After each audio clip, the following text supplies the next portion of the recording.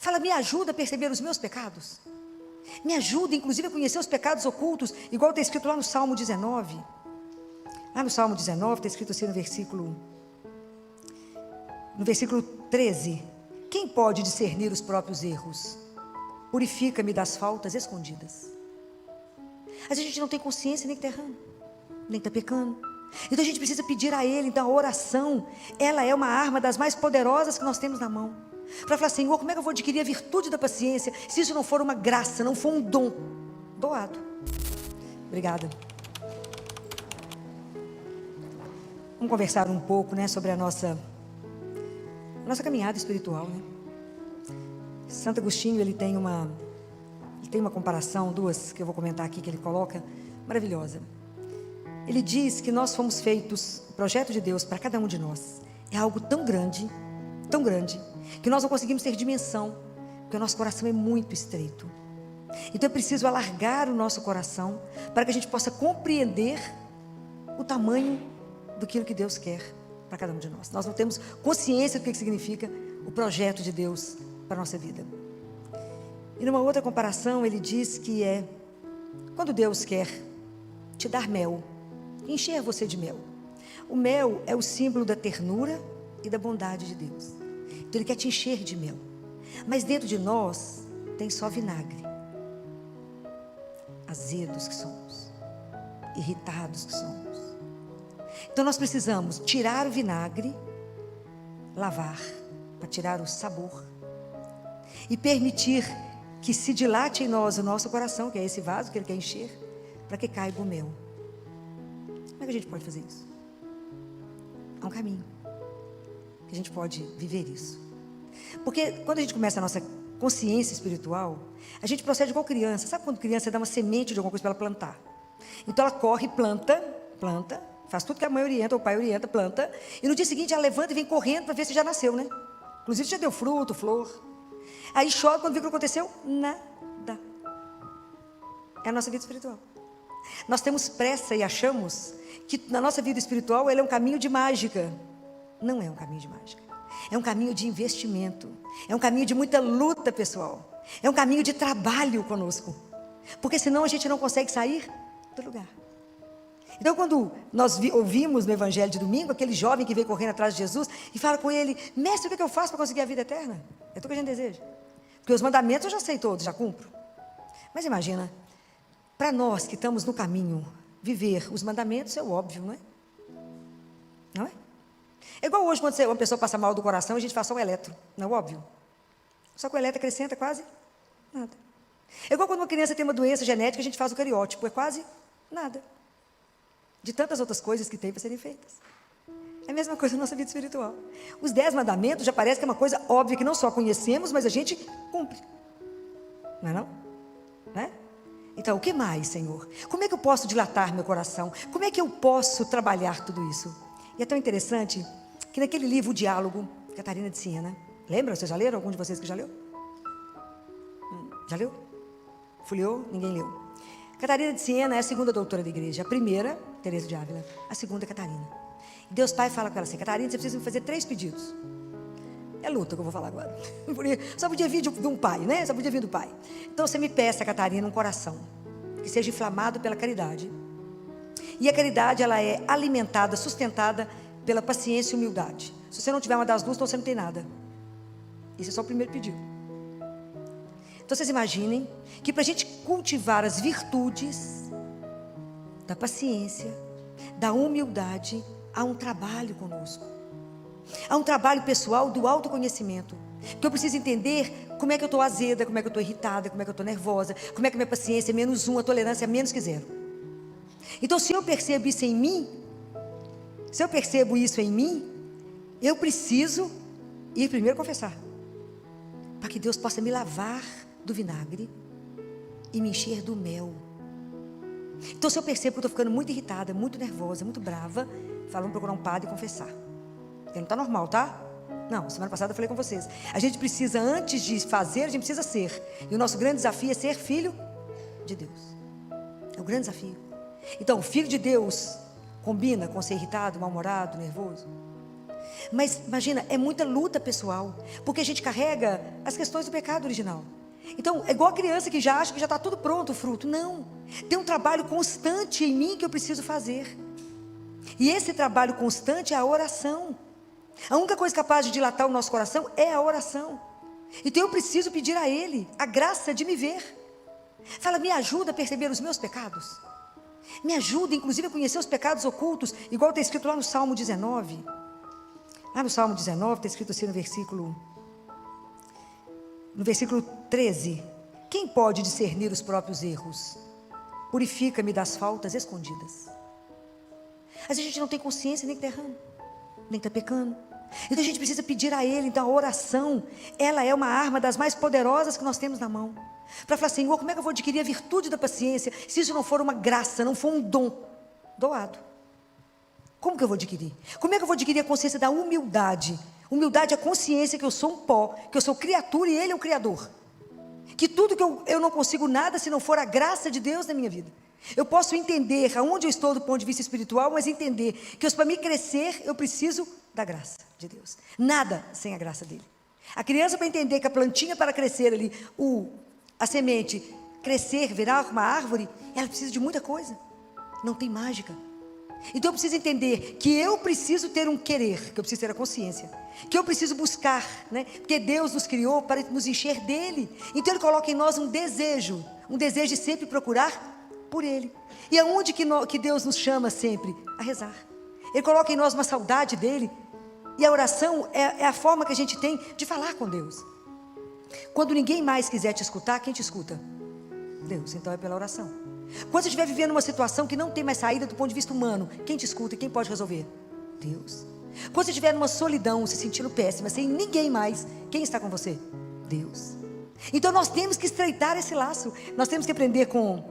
Eu já falei com vocês mais de uma vez do Van Thuan, que é o François, né? É o Van Thuan, que foi aquele arcebispo de Xangai, que foi preso quando o comunismo chegou em Xangai. E ele ficou preso durante 13 anos. Dos 13 anos, 9 anos foi em confinamento absoluto. E a única coisa que fez ele sobreviver foi a oração. Que ele conversava com Deus o tempo inteiro para não ficar louco. Chegava um momento que ele não conseguia mais rezar, que as Bíblias foram queimadas, tudo foi queimado, todos os livros de oração. Ele tentava escrever os trechos da Bíblia que ele lembrava. Então chegava um momento que ele só falava Ave Maria, Ave Maria. Pai, ele não conseguia, de tamanho esgotamento. Mas foi a oração que manteve, ele conseguiu sair, né? Ele foi libertado, ele se tornou um símbolo de esperança, trabalhou no Vaticano com Paulo II, Bento XVI, era amigo pessoal deles. E quando ele morreu, Bento XVI iniciou o processo de canonização dele. Então, é preciso entender que a oração, ela vai ser a nossa grande força. Porque é pela oração que eu consigo me ver. Eu consigo me colocar diante de Deus. A palavra de Deus, nós vimos que ela é como uma faca, ela revela. Ela revela aquilo que somos. Quando eu vou rezar, Deus vai me ensinando que eu não posso pedir coisas tipo assim: ô Senhor, aquela pessoa me fez mal, então eu só podia me vingar nela. Não vamos pedir isso nunca.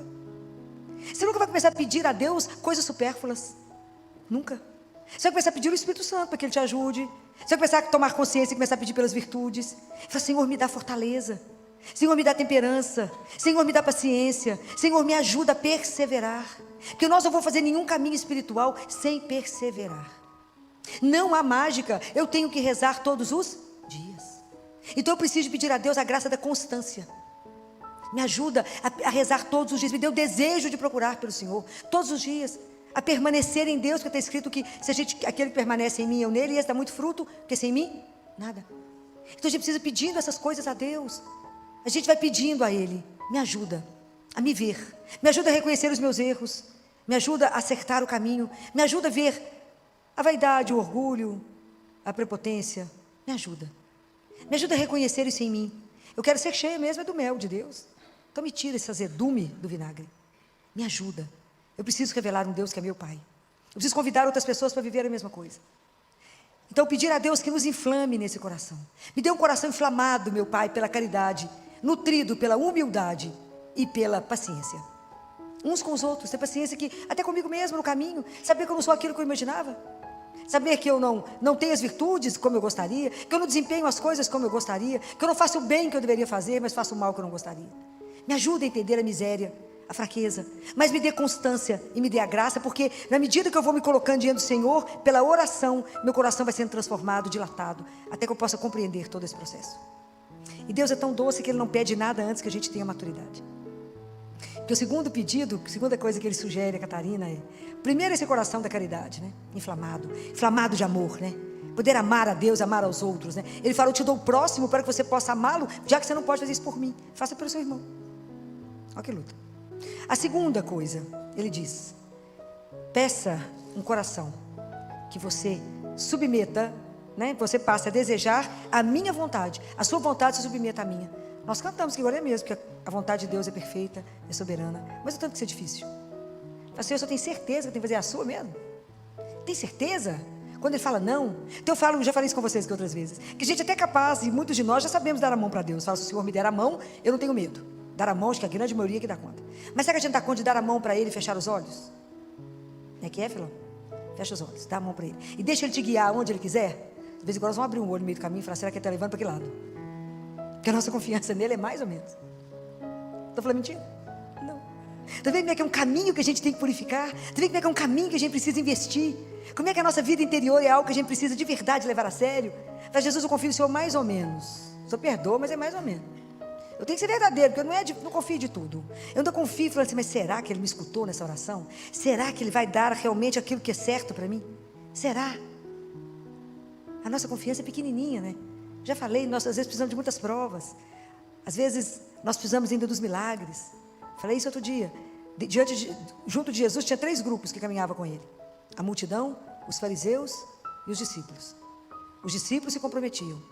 A multidão quer o milagre, quer o sinal. E os fariseus criticavam. Em qual delas nós nos enquadramos? Então é preciso que a gente desperte, que abra a consciência. E fala, gente, como é que eu faço?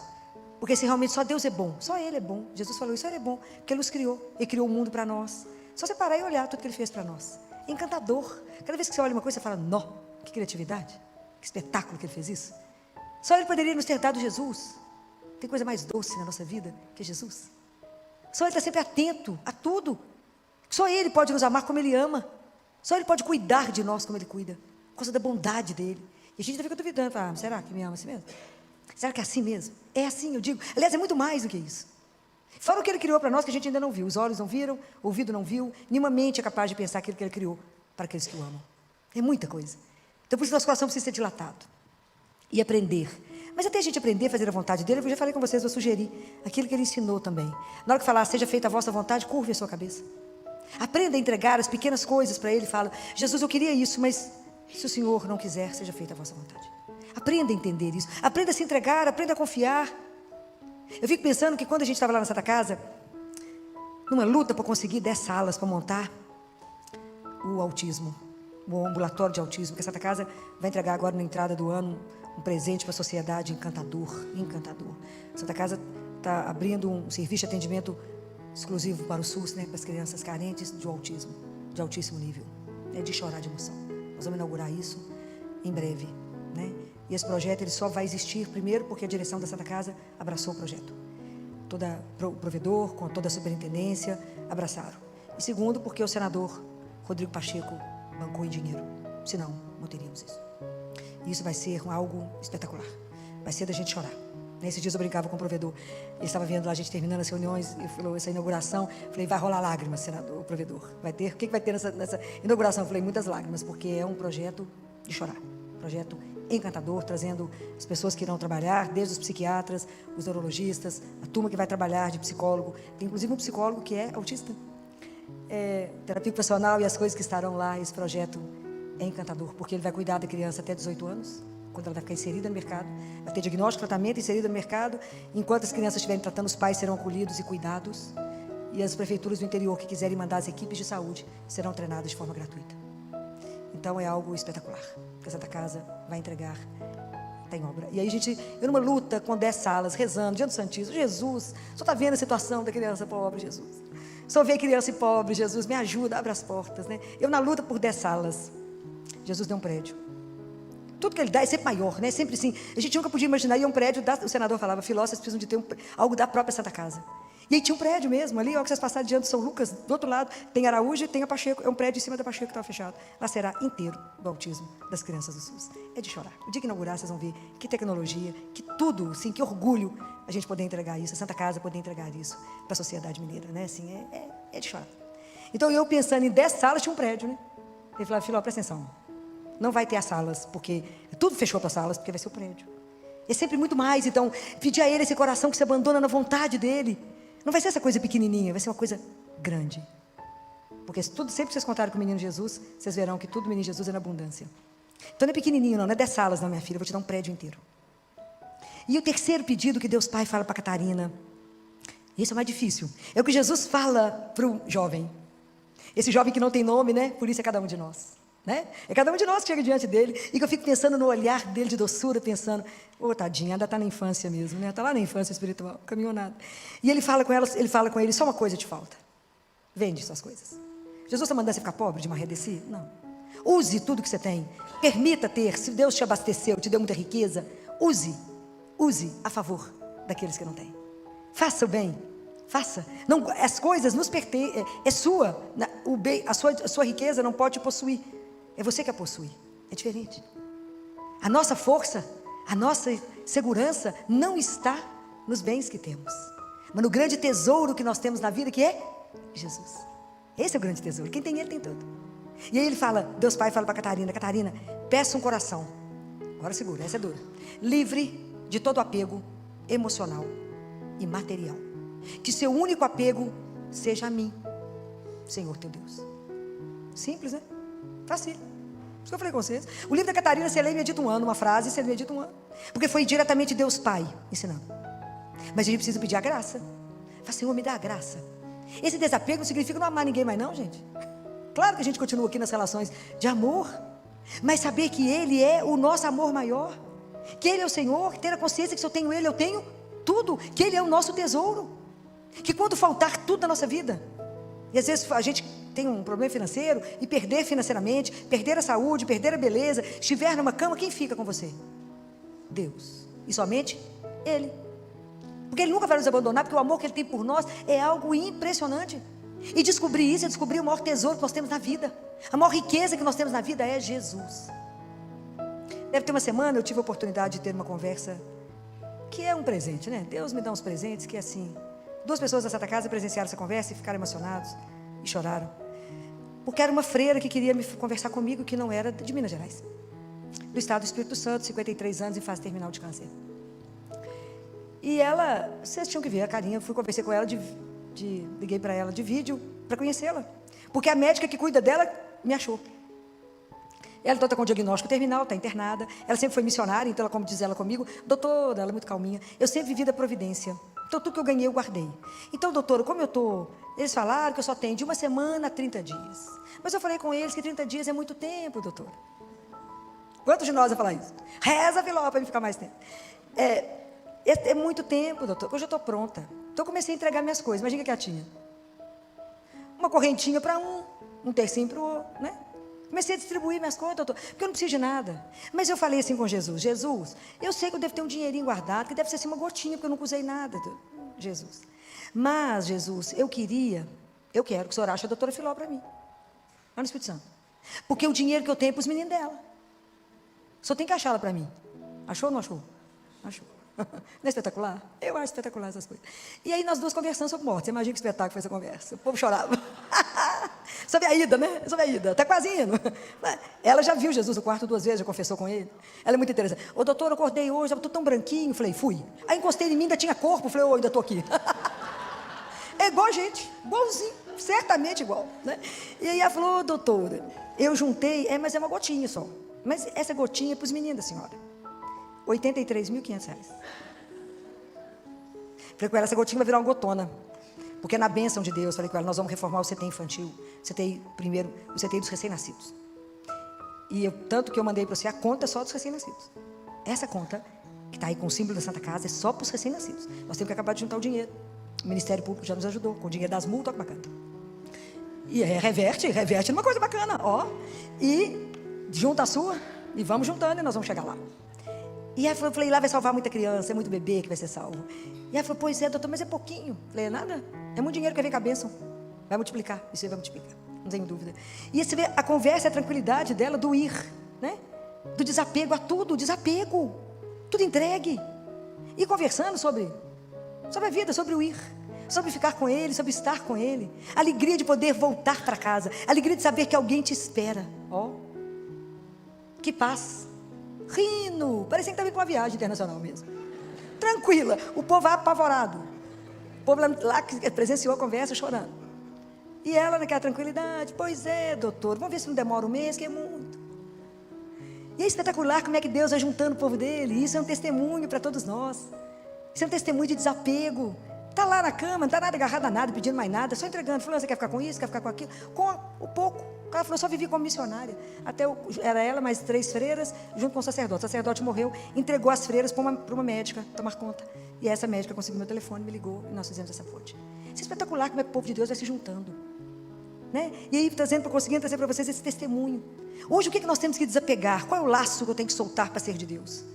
Aonde que eu consigo ser dele, inteira dele? Aonde estão os nós que eu não consigo soltar? Fala, não, Jesus, espera só mais um pouquinho. Aonde que eu não consigo dizer a Ele, Senhor, eu quero, segue-me, eu quero segui-lo, segue-me. A tônica desse evangelho é, segue-me. Fala, não, deixa eu fazer uns negocinhos antes. Segue-me, se entrega, deixa eu te conduzir, deixa eu te alargar aqui para você poder entender o projeto. Deixa eu te dar as virtudes que são necessárias para que você seja meu discípulo. Para que você possa viver a vida que eu trouxe para você em abundância. Para que você possa usufruir da alegria de ser meu filho. Isso é uma coisa extraordinária. Você imagina que Deus é tão bom, que nos permitiu ser filho. É uma coisa escandalosa. Porque se a gente é filho, é herdeiro. Então a morte não tem mais poder sobre nós. É escândalo isso. Isso é um escândalo de amor. Então, por que ficar cabisbaixo, achar tudo difícil? Não, nós temos é que, de verdade, amadurecer a nossa fé. De verdade, se colocar diante dele na oração. Se rasgar diante dele e falar, me ajuda a ver minhas misérias. Mas vê e transforme elas. Porque eu quero falar com o Senhor. Eu quero te seguir, Jesus. Mas o Senhor sabe onde é que eu estou, meu filho? Estou lá na infância espiritual, tomando leitinho ainda. Não dou conta de nenhuma coisa mais sólida. Me ajuda de verdade a caminhar. Porque eu quero pertencer a você. Eu quero de verdade que na minha vida se cumpra o seu projeto de amor. E eu digo para vocês, não tenha medo de Deus. Não tenhais medo. Escancar o seu coração a Ele. Não tenha medo de se entregar. O que nós temos? Aonde pode estar a nossa segurança? Nós somos frágeis demais. A nossa fragilidade é absurda. Um tombo te tira do sério. Quanta coisa nos impede. Não tenhais medo de ter a vida revirada do avesso. Não tenhais medo de abrir mão dos seus pequenos planos para deixar Deus cumprir o grande sonho dele na sua vida. Não ponha limite na ação de Deus na sua vida. Não ponha limite na misericórdia. Deus é Deus. Não há nada impossível. Pensa que eu queria 10 salas e me deu prédio. Deus é Deus. E quando Ele quer alguma coisa, quem pode cercá-lo? Ninguém. Se as coisas estiverem de acordo com o que Ele quer, Ele cumpre. Não passe pela vida ao largo da sua vida verdadeira. Não passe. Não permita descobrir isso quando o tempo é curto. Deus tem pressa. Que a sua vida, que você perceba que a sua vida é bem-aventurada. Deus tem pressa que você entenda que nasceu para ser feliz. Deus tem pressa de que você entenda que não fomos feitos para a dor, mas para o amor. Não tenhais medo. Escancarem o seu coração ao Senhor. E peça a Nossa Senhora, né? A rainha das virtudes, né? Que interceda por cada um de nós nessa noite. Que peça a Deus. Ela sabe o que a gente precisa, nem a gente sabe. Mas é porque ela é mãe. Então ela olha para nós e fala, não, essa aqui já conseguiu isso, essa aqui conseguiu aquilo. Os 3 pedidos que Deus Pai fez para Catarina, a gente nem ousou pensar neles, porque é duro, não é fácil. Mas que ela nos ajude a conseguir cumprir isso que Deus pediu a Catarina. Que isso também seja uma oração nossa. O primeiro coração inflamado de caridade, nutrido pela paciência e pela humildade. O segundo coração que deseja cumprir a vontade dele acima de tudo na nossa vida. E o terceiro coração que seja desapegado de todos os bens materiais e espirituais, emocionais e apenas apegado a Ele. Ele ser o nosso centro, o nosso Senhor, o nosso tudo. Não é uma tarefa fácil. Eu nem ousei começar. Mas pela graça de Deus, pela intercessão de Nossa Senhora, que a gente possa um dia oferecer ao nosso Pai, quando a gente chegar lá. Porque isso é um trabalho de uma vida, que quando a gente chegar lá e Ele é aquele que nos espera, a gente falar, ao coração que o Senhor pediu a Catarina, nós copiamos. E lutamos para que a gente pudesse te entregar um coração melhor do que aquele que a gente tinha lá. Louvado seja nosso Senhor Jesus Cristo.